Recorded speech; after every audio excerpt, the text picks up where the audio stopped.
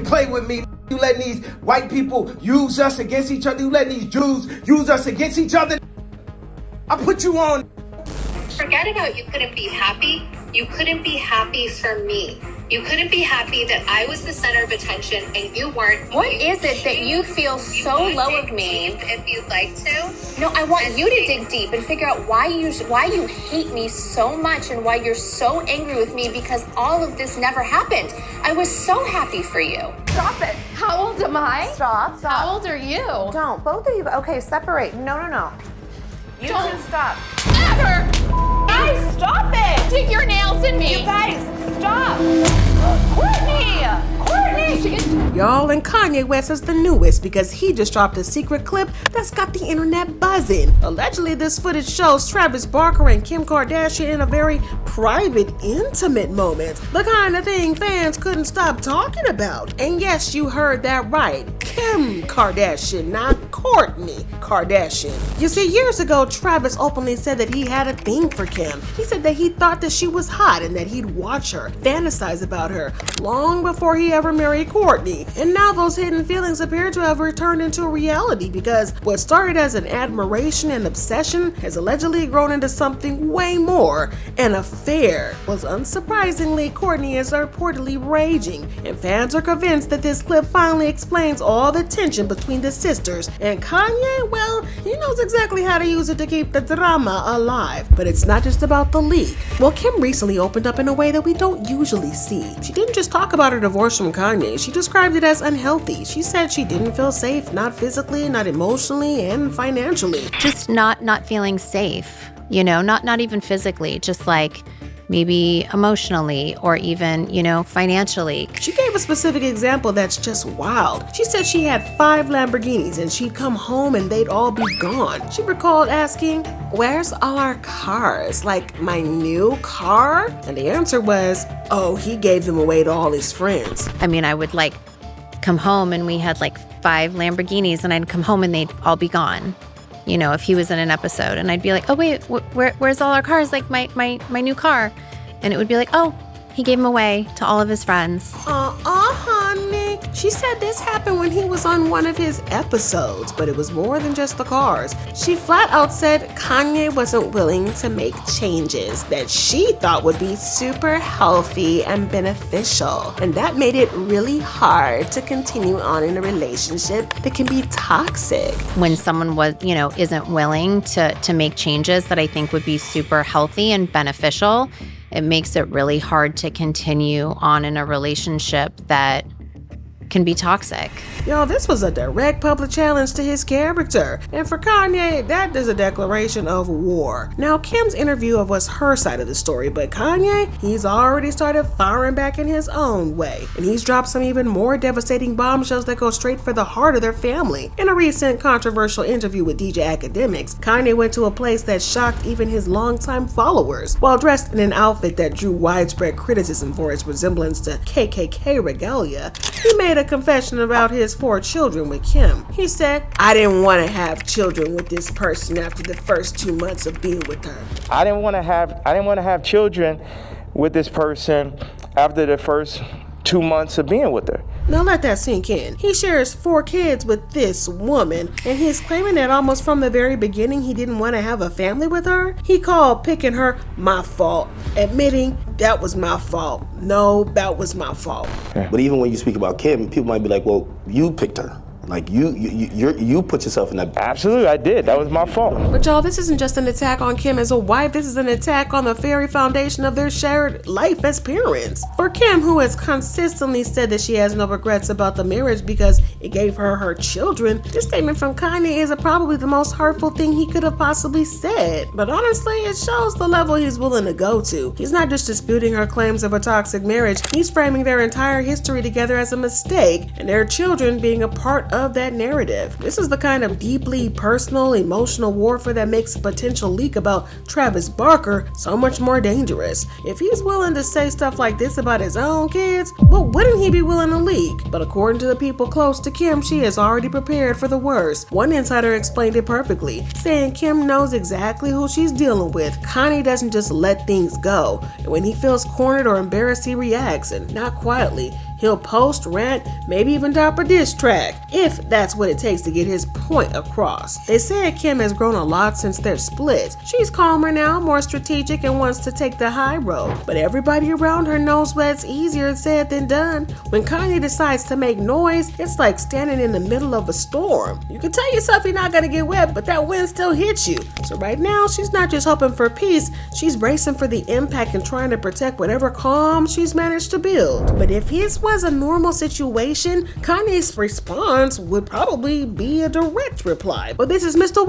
West, and his attacks are never straightforward. He goes for the jugular by attacking your relationships, your sanity, and your past. And right now, his target seems to be a specific decades-old piece of history that connects Kim to her brother-in-law Travis Barker. Yes, Mr. Drummer of Blink-182. But let's rewind the tape, because way back before Blink-182's reunion, before the Kardashians were a global empire and Travis Barker was dating socialite Paris Hilton and Kim was Paris's best friend and personal assistant, they were all part of the same Hollywood party scene. They were young, they were famous, and they were friends, but the rumor mill started churning. For years, people whispered that something more than the friendship had happened between Kim and Travis. It was the kind of gossip that never really died, just faded into the background, that is, until Barker decided to write a little book. In his 2015 memoir, Can I Say?, Travis decided to set the record straight, but in doing so, he poured gasoline on the rumor. He admitted openly that he had a major crush on Kim. He wrote about how she had came to him for advice because she was thinking of doing a reality show about her family, and he was one of the few people who truly understood what it was like, having lived it himself on Meet the Barkers with his ex-wife. He explained to Kim that it could get really hectic and that there was no privacy and that it wasn't just about living with your family, it was deeply personal and could get pretty messy. But then he delivered that line that everybody remembers. He wrote, and this is a direct quote, "Kim and I never touched each other. It just wasn't meant to be." Now, on one hand, that sounds like a clear denial in light of him being married to Miss Kourtney Kardashian. But on the other hand, why even mention it at all? By trying to shut it down so directly, he actually made people more curious. He basically tied his name to Kim's forever in that what if kind of way. And just like that, the rumor had a new life. Fans jumped on it right away, with one person saying, wait. Travis Barker put in his memoir that he was in love with Kim and Kourtney still married this man? All their problems just made sense.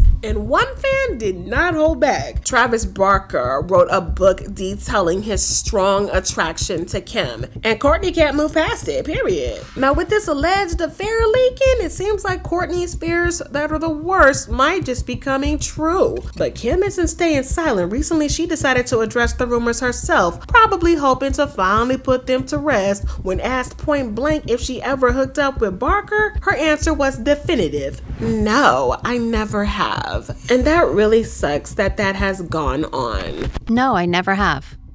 Absolutely. That I do not mind you asking. Okay. I never have. And that really sucks that has gone on. She explained that they were just friends hanging out in a group, and she seemed genuinely frustrated that this shadow has followed them for so long. But he dated Paris, and we were all friends, and we'd all hang out. And when I was with Paris, we'd be on the road and go to their tour in Amsterdam, and so I have been friends with him. So from Kim and Travis's perspective, this is a dead issue, a non-starter. But from Mr. West's perspective, this is a gold mine. This is a pre-existing crack in the foundation of Kim's relationship with her sister Kourtney. And if you want to destroy a structure, you target the foundation. And let's be clear, the foundation between Kim and Kourtney is already shaky. Their feud over the Dolce & Gabbana fashion show, though, now squashed, is one of the most real raw fights we've ever seen in their show. Literally fist to cuffs, makeup on the walls type fighting. Well, Kourtney felt betrayed, and her wedding to Travis was a historic over-the-top Dolce & Gabbana spectacle, and it was her moment. But a few months later, Kim teamed up with the same brand for a big fashion show, and Kourtney wasn't having it. She felt like Kim had copied her wedding, taking the entire vibe and turning it into her own event. And Kourtney made it clear that her feelings were completely ignored. It was all about Kim doing her thing. But Kim, on the the other hand, seemed genuinely confused by Kourtney's reaction. She couldn't understand why her sister wasn't just happy for her success, and that only made the tension between them much worse. And let's not forget her telling Kim that she felt that at her wedding, she was not happy for her. I felt at my wedding like you weren't happy for me. So according to Kourtney, Kim's basically a narcissist, all about herself, thinking everything revolves around her, and whatever she does, it's for her without zero thought about anybody else. You are a narcissist. It is all about you.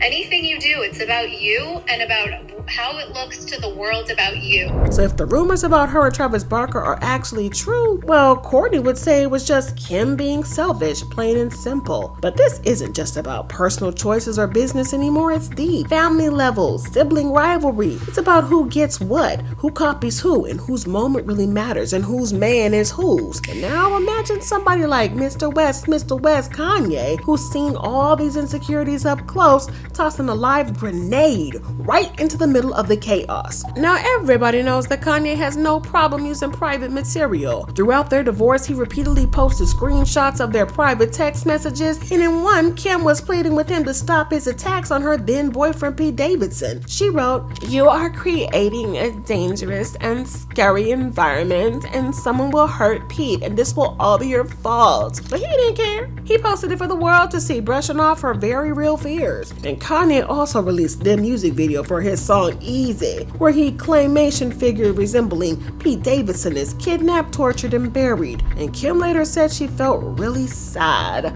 for Pete, calling the whole thing unfair and upsetting. Well, his pattern is to take his issue with Kim and drag everybody who she's connected with into the mud. He's done it with Pete Davidson, and he's done it with Meek Millie. And now he's even made claims that he caught Kim cheating with NBA star Chris Paul. And now this pattern is continuing with the Barkers. But a while ago, he got himself tangled into a feud between Travis's daughter, Alabama Barker, and the rapper Bad Baby. Now, Bad Baby, Miss Catch Me Outside, released a diss track called Miss Whitman's. The sample Kanye's own song Carnival. The track, its video were brutally personal, and it featured a Travis Barker lookalike and took direct shots at the Kardashians. One line sneered, "Get that my burnt out. Why did she take her sister second hand? Miss, I'll F your man." Now that's a direct nasty dig implying that Kourtney got Kim's sloppy seconds. Now when the clips went viral suggesting Kanye was on the track, he panicked. He immediately went online to distance himself, saying, "I'm not in the middle of any of this. I just talked to Travis Barker. I would never be in the middle."